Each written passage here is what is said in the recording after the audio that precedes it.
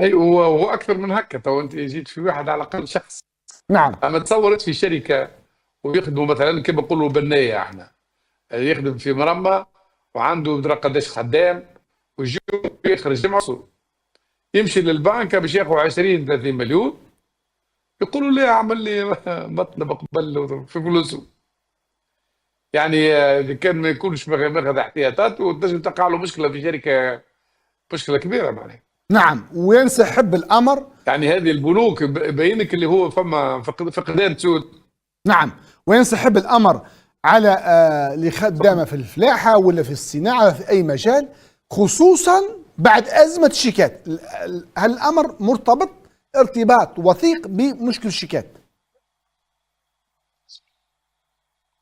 اي الامر مرتبط ارتباط وثيق جدا.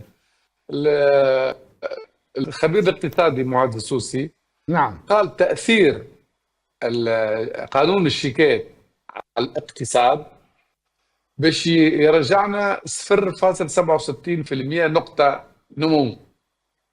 يعني احنا نتعاركوا على نقطة. هو شوف معناها تأثير الشيكات هذه والشيكات هذه اللي فيها عيوب. اولا ساعة يحدد لك يسقف لك قداش لازم تعطي شيك. نعم. وثانيا الشيك الورقة تعيش 6 اشهر ولازم يطبعوا لك ورقة أخرى. وديما البنك تاخذ في خدمات خدمات خدمات.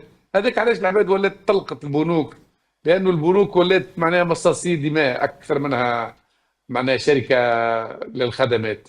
خاطر البنوك شركه خدمات.